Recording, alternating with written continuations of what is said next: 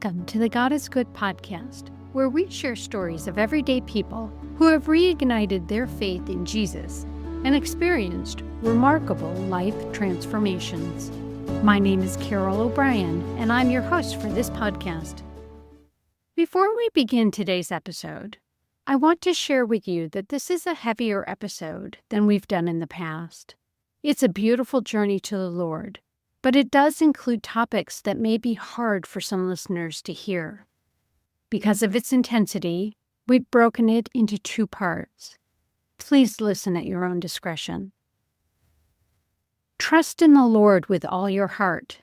On your own intelligence do not rely. In all your ways be mindful of Him, and He will make straight your paths. Proverbs 3, verses 5 through 6. This is a popular scripture among our storytellers for good reason. It reminds us to cling to God in all aspects of our life. And when we do so, He'll hold us in the palm of His hand and guide us on the paths that are truly the right ones for us. For Nichole, our newest storyteller, these verses are a lifeline. Nichole's life was filled with hardship, marked by abuse and neglect. Growing up under her father's fascination with the occult and horrific abuse, she felt lost and lacked strong guidance. Drawn to the same practices in an attempt to find understanding, she realized almost immediately she was inviting unwanted experiences into her life. Her struggles left visible, emotional, spiritual, and mental scars. Her road back to God was long, but a dramatic, unexpected experience marked a profound healing. Now, Nichole shares her story with others to teach them how to fully surrender to God, heal from trauma, and gain freedom from the evil that torments them.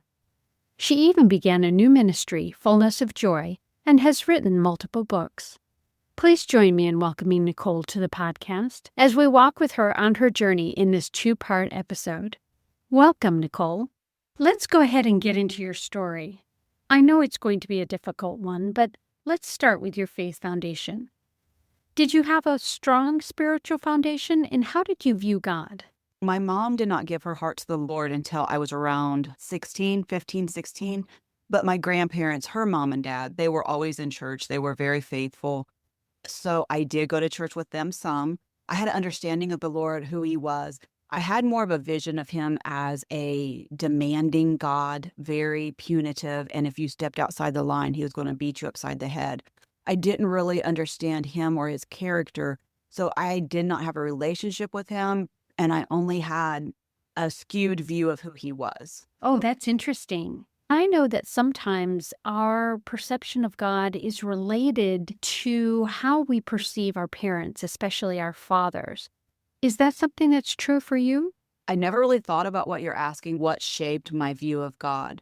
I had a really hard time trusting Him because I did not have a trustworthy biological father. And I think that's where that played more into it. I think it was more, my family was very legalistic. It was more about the do's and don'ts. So I think that's what kind of guided my idea of God, like that there was a set of rules.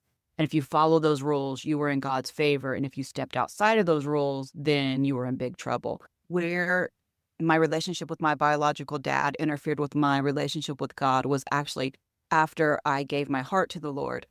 I know you had some challenging childhood relationships and some that were strong. Let's start with your mom. What was your relationship like with her?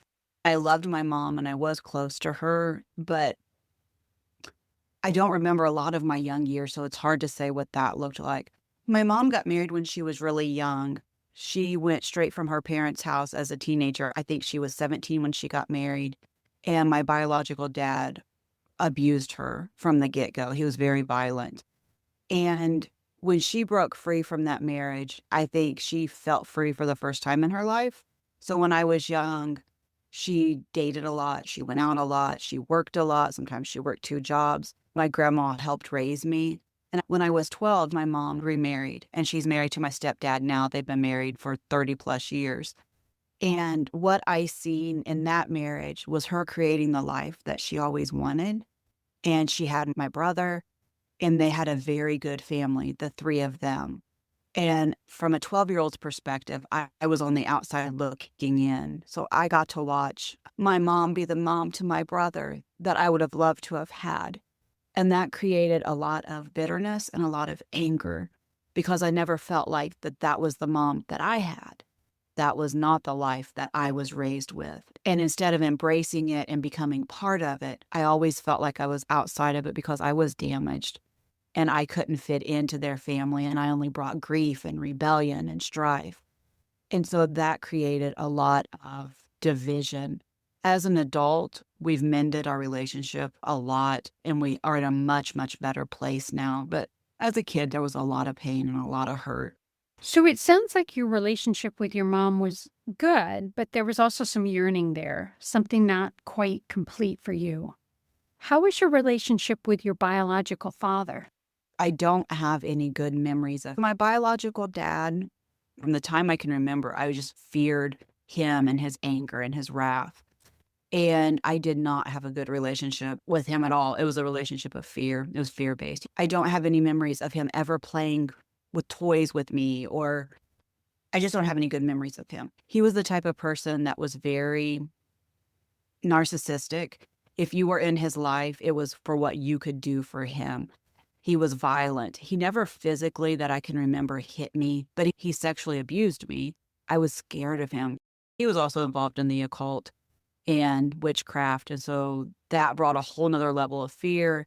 He manipulated me, saying that he could read my mind when I was a child. And as a small child, I believed that. So it was ingrained in me to fear him. He's deceased now. And up until the time of his death, even when he was bedbound, I remember just being afraid of him. So there's a lot there. Let's start with one thing.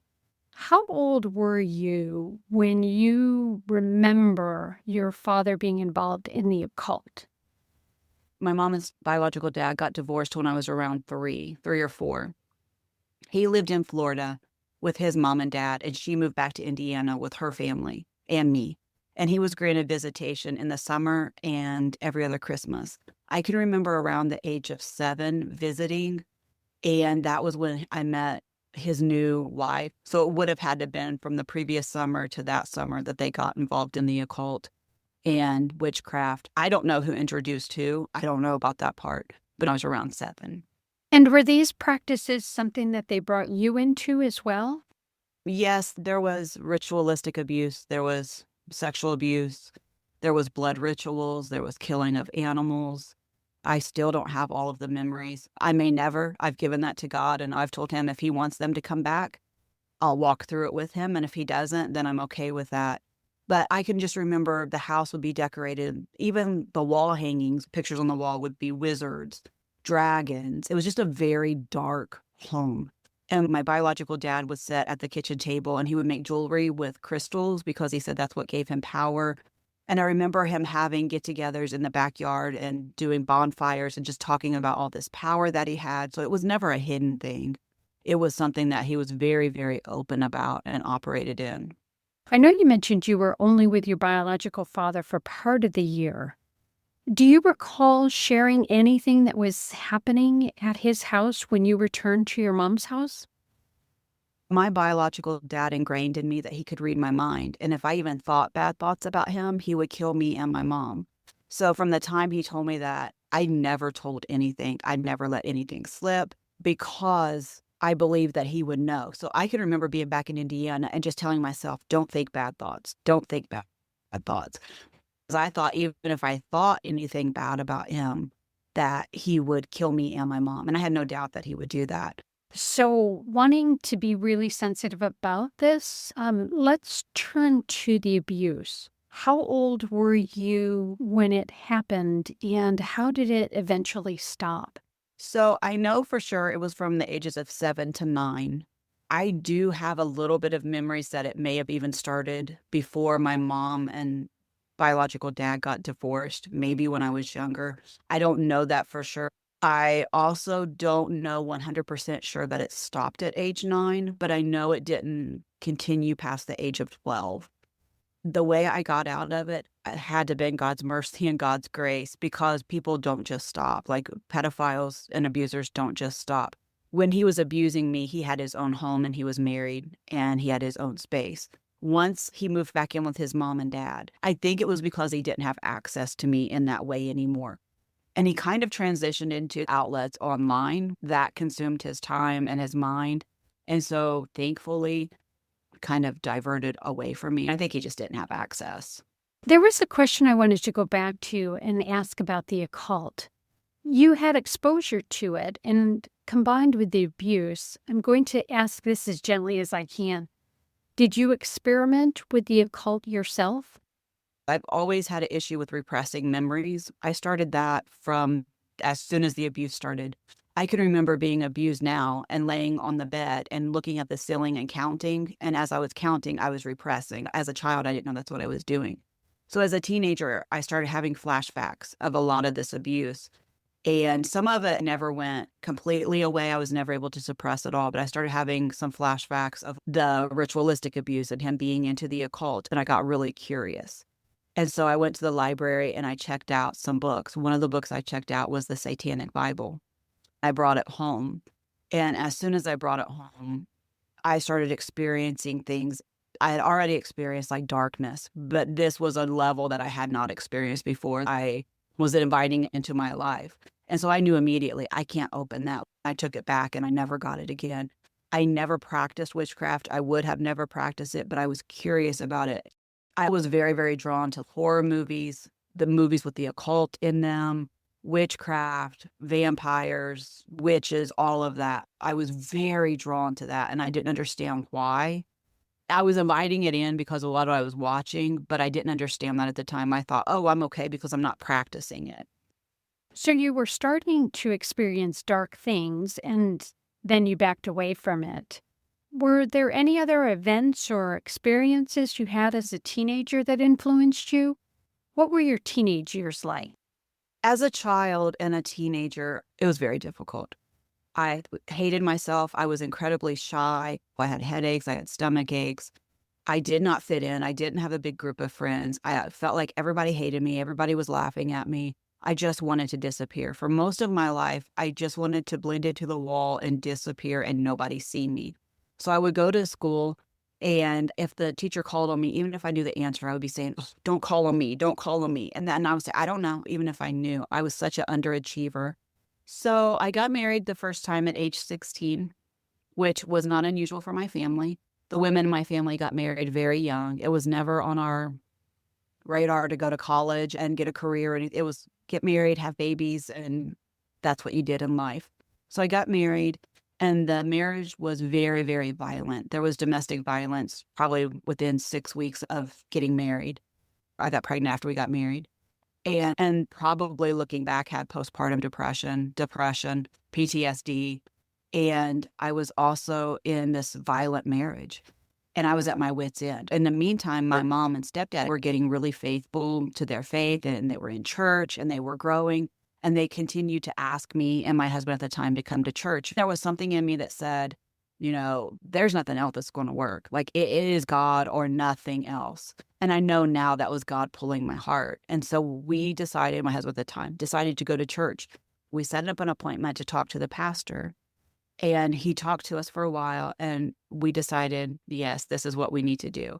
And so I surrendered my life to the Lord.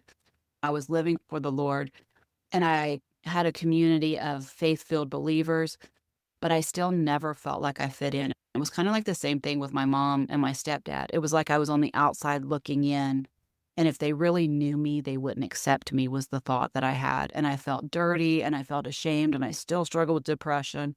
And I still struggled with all of the mental illness. But I did have a relationship with God. I started reading the Bible. I started studying the Bible. I started praying. I would hear the Lord's voice. And so there was peace in that. Oh my goodness, such a young age to get married. I find it remarkable at that time that you were beginning a relationship with God as well. Can you tell us more about that? Were you on fire for Jesus? I felt like at the very beginning, I was on fire for God. I was getting in the Word. I was devouring it. I was going to Bible studies. But then my life wasn't changing. The depression wasn't changing. And because of that, and my marriage, my ex-husband backslid, the violence started getting worse. It got way worse before I got out. And I think that I got my eyes off of the Lord, and then my fire went out. I've had some ups and downs along the way. Yes, I understand the ups and downs because you had a little glimmer of hope, didn't you, at that point? Yes, I divorced my first husband, and there was infidelity and a lot of different things. And I remarried. And once I remarried, that's when I went to college. I got my degree, but I could only practice for a little bit because I was so mentally damaged myself. I was in and out of therapy for myself. I always knew that I wanted to help people because I knew how bad I had suffered and I knew how difficult my life was. And therapy had never really helped me, but in my mind, I didn't know another way to help people. And so I thought the answer would be become a therapist. And the Lord had been speaking to me about helping other people. And I would think, but Lord, I'm in such a mess. How can I help anybody else? I can't even help myself. But the only thing that kept coming back to me was, well, therapy. Because when you talk about mental illness, there is no other help. In my mind, that's what I was thinking at the time. There is no other help. So it's what led me down that route to think I want to help other people because I've had a heart for especially kids who've went through abuse. It did not turn out well because I had not healed. And so I wasn't able to practice very long. Let's return to when you said you experienced darkness. Can you describe these experiences? Did you have any understanding of what was happening? So as a child, the way that it presented is I never felt alone. Even if I was in a room that was completely by myself, I felt like I had eyes watching me all the time. I couldn't physically see eyes, but I felt like someone was always standing behind me, breathing down the back of my neck. I would be in complete and utter terror. That's probably not even the right word. It goes deeper than terror.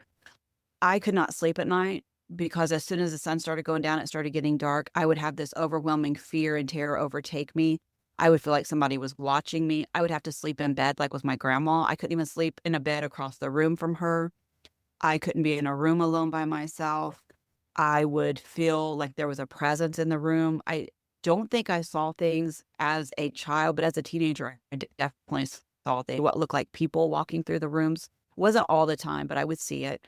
Sometimes they would look like full-on people, like just walking through the room. I would see glimpses of what I called shadows. They look like people, but like a person's shadow walking through the room. As a teenager, I would sometimes have my bed shaken. Well, that happened as an adult too. Like somebody would shake my bed. I would be laying there and there was nights like it would shake for hours. Like somebody was just in there shaking it on and on. I would hear clawing on my wall. I would hear people walking. I can trace it back to childhood for sure. So you were having terrifying experiences. How were these impacting you physically? In my early 20s, I really started declining physically and mentally and emotionally. And I started getting further from God. I don't want to say that I ever walked completely away from him, but I was not on fire for him at all. I wasn't fully submitted to him in any way, shape, or form. It got to the point where I didn't understand why God wasn't setting me free because I knew he could. God, I know you can, but I don't know why you won't. So it was like he was withholding something from me. And that caused some bitterness and some hurt and some rejection and some anger. It was a progression. It was a definite progression. My 20s and 30s were very difficult, and it progressively, day by day, week by week, year by year, physically got worse. Mentally, I was worse too, but physically, I was gaining a ton of weight. At my highest, I know I was way past 274 because I quit weighing myself. And so physically, it was taking a heavy toll on my body, and it progressively got worse and worse for sure. So around 2020, I was very physically sick. I was going back and forth to the Mayo Clinic. I had this really weird breathing issue going on that if I talked, I would cough, and they couldn't really nail down what was going on. I'd been to tons of specialists for different diagnoses that I had over the years because I also had a lot of physical sickness. Did the COVID shutdown make your physical symptoms worse, do you think? Or your mental symptom? I had already had the lung issue before COVID hit. So I knew it wasn't COVID. Then the Mayo Clinic shut down. So I was having all these breathing issues and I couldn't even go to the doctor. Now, fear definitely came in. And it was a very scary time because it was the weirdest thing that I was experiencing. So for example, If my husband decided to go put something in the oven, one day it could trigger it, and I would feel like I was smothering and I couldn't breathe, and I would take a breathing treatment and an inhaler just to get it under control. There were times I would almost have to be rushed to the hospital because it was so bad. So I don't think that the shutdown had much to do with it, except that it did bring in more fear. And I was just so tired. I already was not going out. I mean, I didn't have friends. I wasn't going out. I wasn't going around people. The only people that I visited was my mom and stepdad. And I would go stay at their house and spend a few days at their house. I was in such chronic pain that I couldn't even wear blue jeans. If somebody just touched me, I would scream in pain because it hurt so bad. I can remember when I would try to visit a church here and there, and at church people want to hug, and it would hurt so bad. I felt like someone had just beat me, and I would bruise. My skin hurt, my body hurt, my eyes hurt, and I was just to my wits' end. I'm like, Lord, I cannot keep living like this, physically or mentally. I also was being bombarded with thoughts of suicide over the years. That got worse and worse and worse. First, it was a few whispers here and there. Then it was every single day, all day long. Your family would be better if you were dead. You could just go be with Jesus and just go rest. And so it was all of it. I feel like mentally that I was almost at a breaking point. I don't feel like my body could have held out much longer, and I don't think that my mind could have held out much longer. So I hate to leave our story here, Nichole, but I think this might be a good time to pause. Thank you for sharing your journey this far, and I know it's not been an easy one, and I know there's still a lot more to come. For instance, what was going on with your medical health? And what were these dark experiences, and how did you gain freedom from them? Friends, please be sure to join us next time because there's a tremendous amount of Nichole's journey left to share, especially her transformation from lukewarm to on fire for Jesus. And if you would like to become involved in our movement, either to tell your story or to support us either financially or by liking and sharing this podcast, please be sure to visit our website to learn how. And in the meantime, friends, remember, God is good.